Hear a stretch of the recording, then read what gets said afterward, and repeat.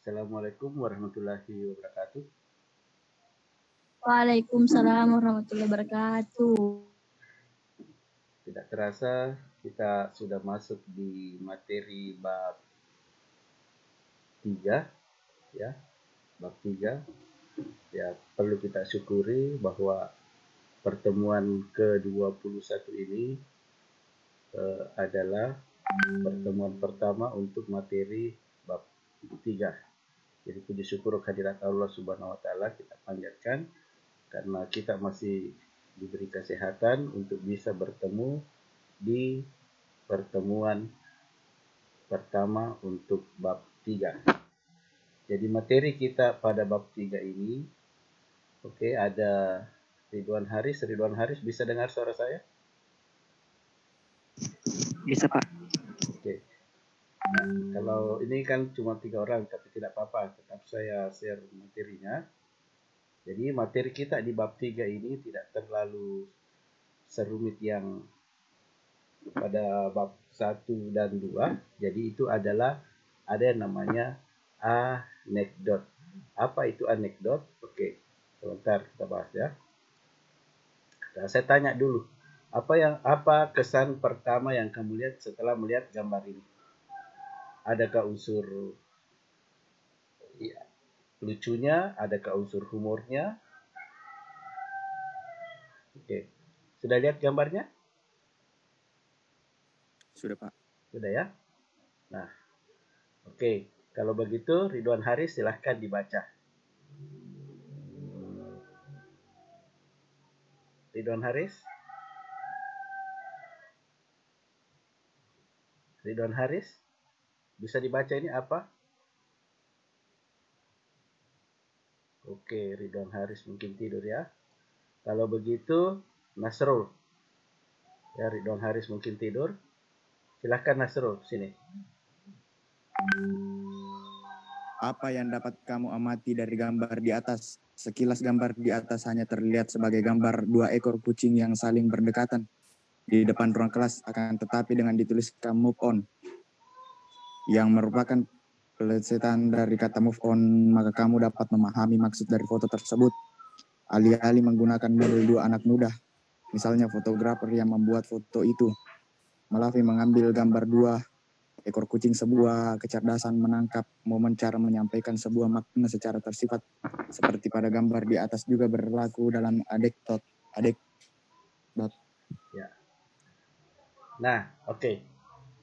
Dalam anekdot ya, kita menyampaikan ide dalam bentuk humor atau anekdot. Nanti saya bedakan apa bedanya humor dengan anekdot. Nah, sebelumnya kita belajar tentang observasi dan teks eksposisi. Teks eksposisi digunakan untuk menyampaikan ide atau ya gagasan. Nah, sekarang sebelum kita mempelajari apa itu teks anekdot, bisa dilihat dulu di sini. Saya perlihatkan dulu materinya. Nah, apa itu teks anekdot? Jadi, anekdot adalah, pernah menonton stand up comedy?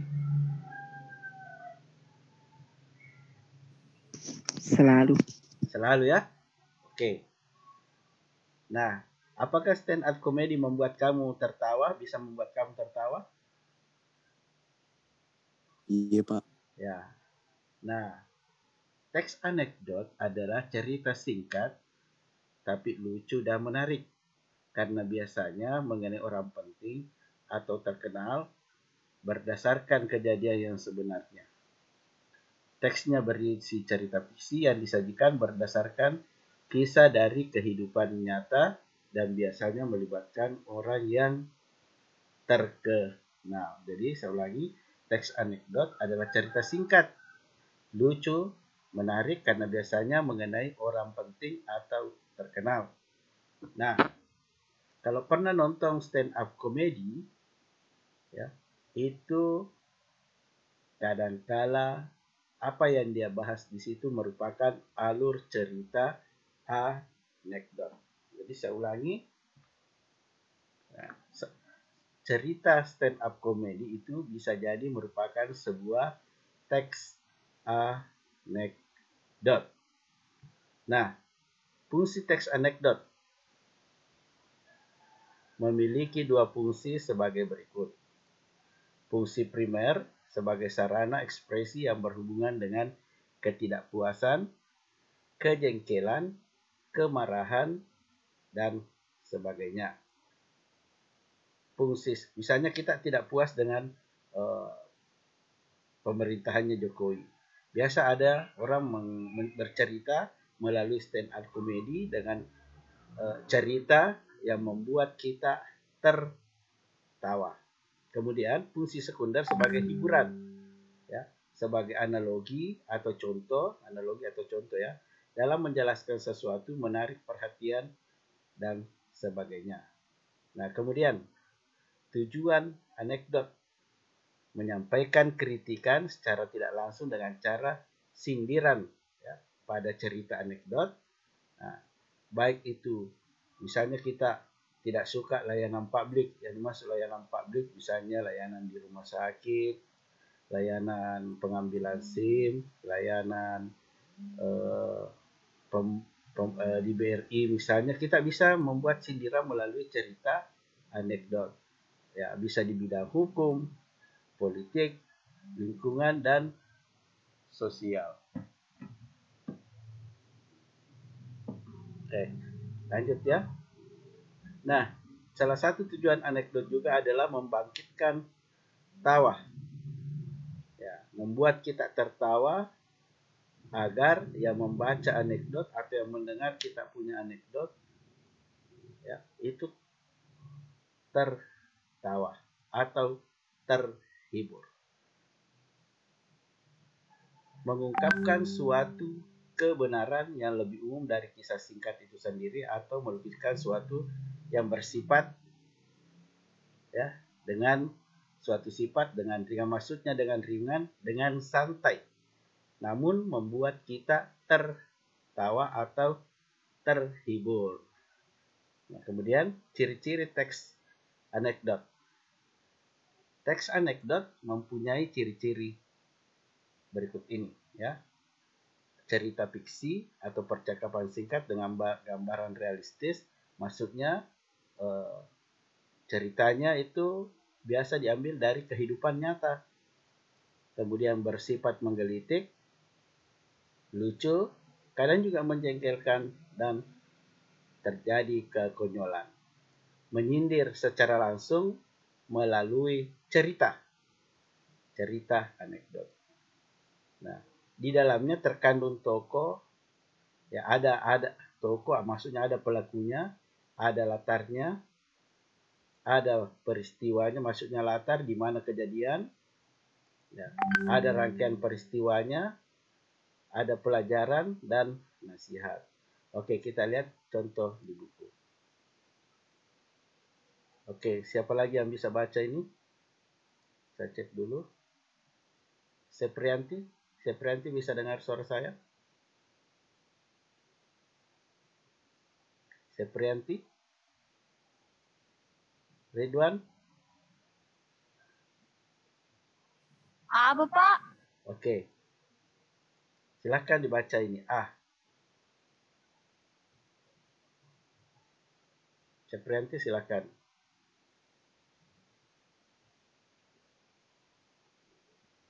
Tidur lagi Seprianti. Ridwan Haris? Ya, Pak. Oke, silahkan Ridwan.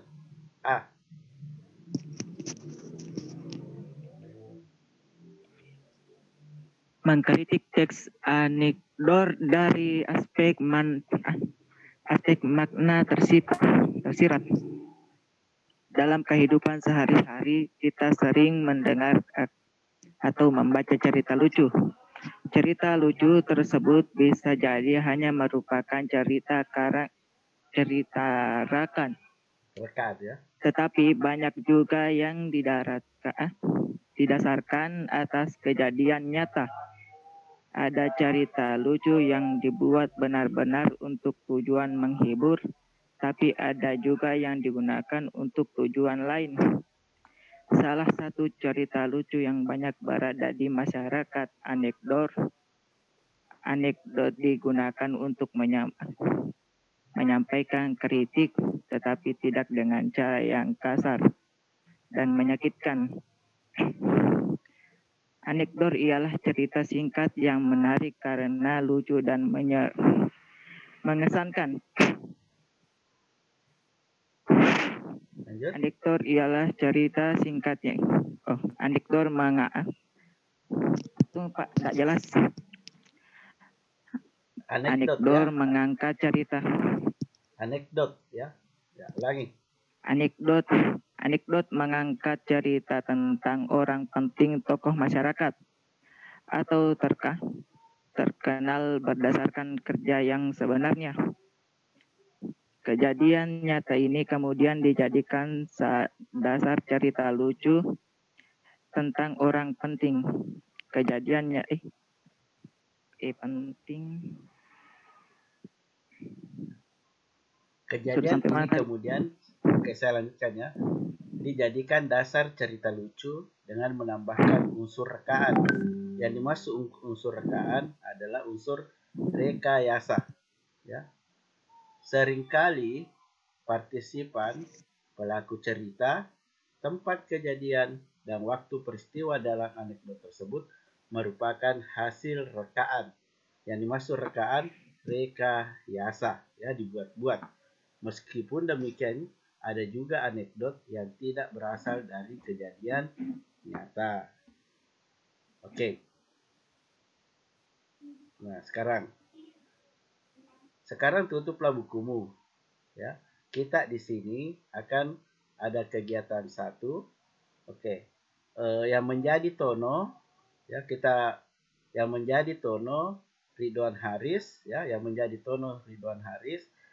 Kemudian yang menjadi Udin Muhammad Nasrul.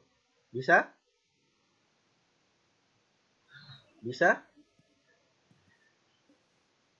Bisa? Iya, Pak.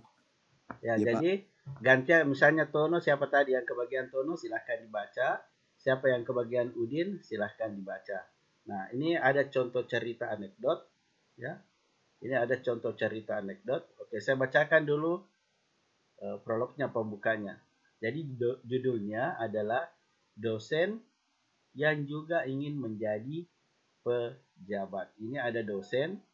Ya, tahu dosen kalau kita kuliah ada yang mengajar kita, itulah yang dimaksud dengan dosen. Ya, di kantin sebuah universitas, Udin dan Tono, 2 orang mahasiswa sedang berbincang-bincang. Jadi pelakunya di sini ada Udin, ada Tono, dan dosen.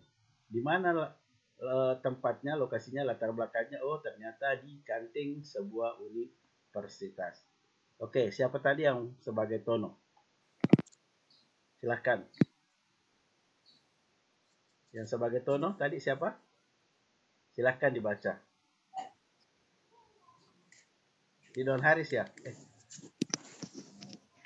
Saya heran dengan dosen ilmu politik. Kalau mengajar selalu duduk, tidak pernah mau berdiri.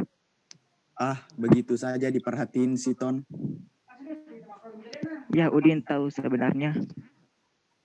Barangkali saja beliau capek atau kakinya tidak kuat berdiri. Bukan itu sebabnya, Din. Sebab dia juga seorang pejabat. Loh, apa hubungannya? Ya, kalau dia berdiri takut kursinya didudukin orang lain. Oke, sudah ya. Nah, ini cerita singkat. Ini contoh cerita anekdot dalam bentuk percakapan. Ya. Contoh cerita anekdot dalam bentuk percakapan. Pelakunya adalah Tono dan Udin yang sedang duduk di sebuah universitas, tepatnya di kantin sekolah. Nah, di sini ada pesan yang ingin disampaikan di cerita ini.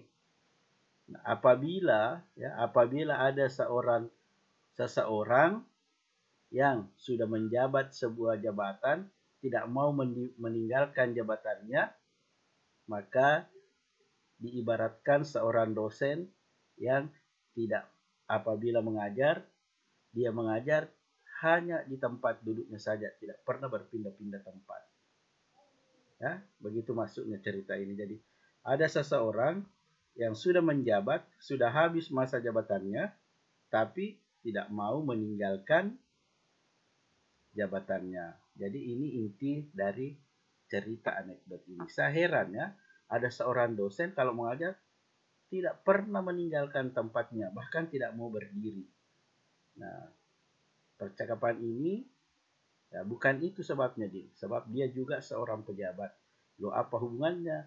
Ya, jadi hubungannya kalau ada orang yang tidak mau meninggalkan jabatannya, diibaratkan seorang dosen yang kalau mengajar tidak mau meninggalkan tempatnya. Kenapa tidak meninggalkan tempatnya? Takut kursinya diduduki orang lain. Kalau pejabat, takut jabatannya diambil oleh orang lain. Nah, sekarang kita ke cerita berikutnya. Tapi ini tadi percakapan. Sekarang ceritanya, anekdot berikutnya adalah dalam bentuk wacana. Oke, kita bagi lagi per paragraf supaya tidak capek membacanya. Saya lihat dulu. Oke.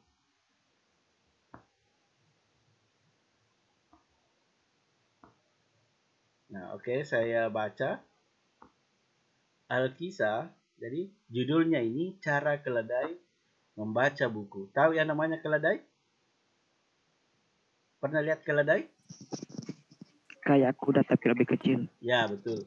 Kayak kuda tapi lebih kecil.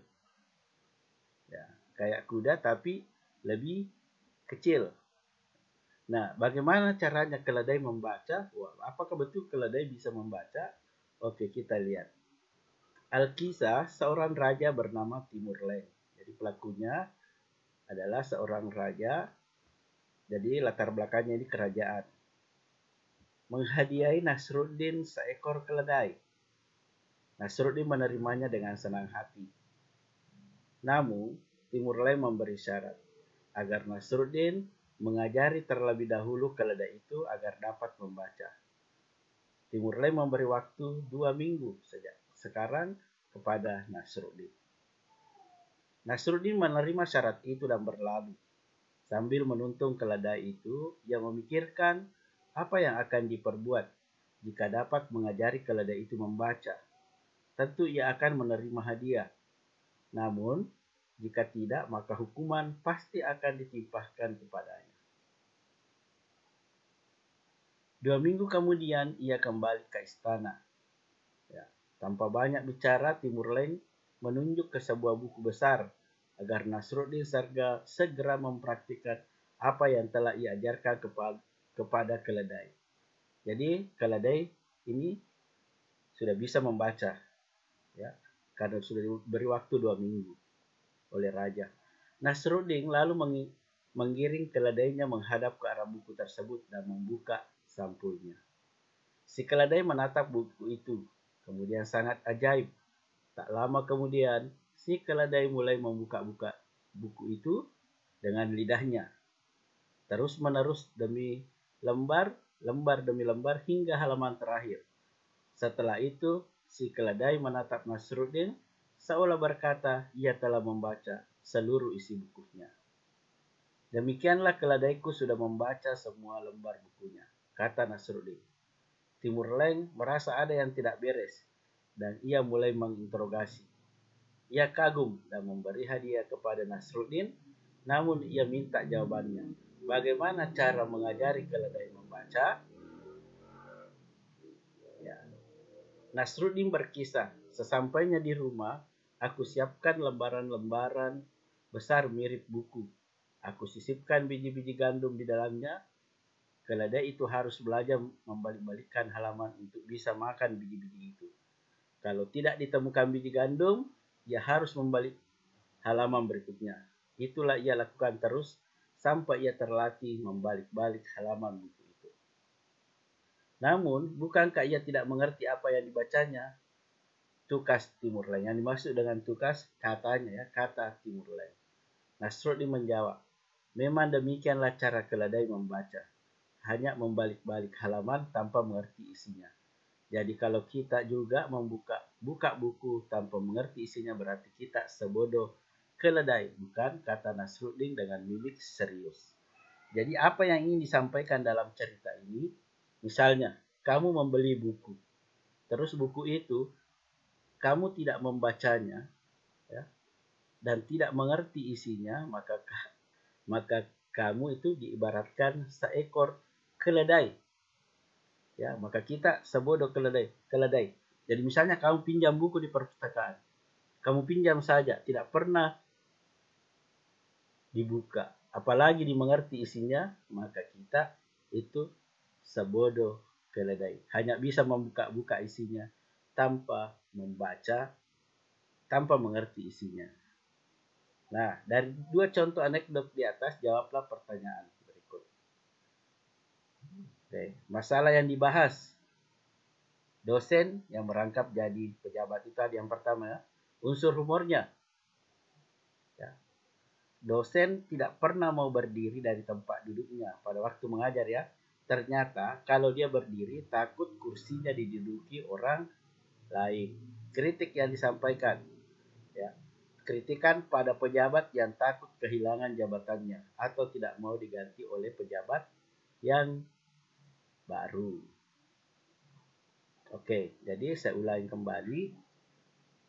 Nah, itu tadi anekdot adalah cerita singkat tapi lucu. Ini mirip stand up comedy, tapi bukan humor. Nanti pertemuan berikutnya saya jelaskan apa bedanya anekdot dan apa bedanya humor. Ya, sekedar gambaran tadi kita sudah, kalau anekdot itu adalah cerita singkat lucu, ada pesan yang ingin disampaikan. Sedangkan humor hanya membuat saja kita tertawa, tapi tidak ada pesan yang ingin disampaikan. Contoh humor ya. Saya bilang lama tak jumpi. Apa maksudnya itu? Lama tak jumpa. Ya, saya merubah kata-kata. Ya. Lama tak jumpi. Apa itu Pak lama tak jumpi? Oh ternyata lama tak jumpa. Nah itu contoh humor. Yang penting membuat kita tertawa. Insya Allah minggu depan banyak anekdot atau humor yang akan kita bahas. Nah, jadi ini minggu depan kita langsung juga membahas tadi itu masalah apa yang dibahas di keledai membaca tadi itu, keledai yang pintar membaca, di mana letak unsur humornya, apakah makna yang tersirat yang disampaikan. Kalau makna tersirat yang disampaikan adalah ya apabila ada seseorang yang meminjam buku di perpustakaan atau membeli buku hanya dipinjam saja, ya, tidak pernah dibaca atau tidak mengerti isinya, maka dia diibaratkan seekor keledai yang belajar membaca buku. Oke? Wah, ada lagi Seprianti tadi hilang. Kita di sini sudah ada Erlangga, cuma 4 orang. Nah, jadi saya ulangi, materi kita di bab 2 itu cukup gampang, hanya lucu-lucuan, hanya humor-humoran. Jadi kalau kamu punya cerita lucu, simpan baik-baik. Apakah cerita lucumu itu masuk kategori humor atau masuk kategori anekdot? Kalau pernah mendengarkan atau melihat acara stand up comedy, sebagian besar itu stand up comedy masuk kategori anekdot karena ada orang yang disindir. Jadi sekarang cari-cari memang cerita lucu, bisa dalam bentuk wacana, bisa juga dalam bentuk percakapan. Oke, ada yang ingin ditanyakan? Oke, ada yang ingin ditanyakan? Kalau tidak ada, silahkan nyalakan kameranya.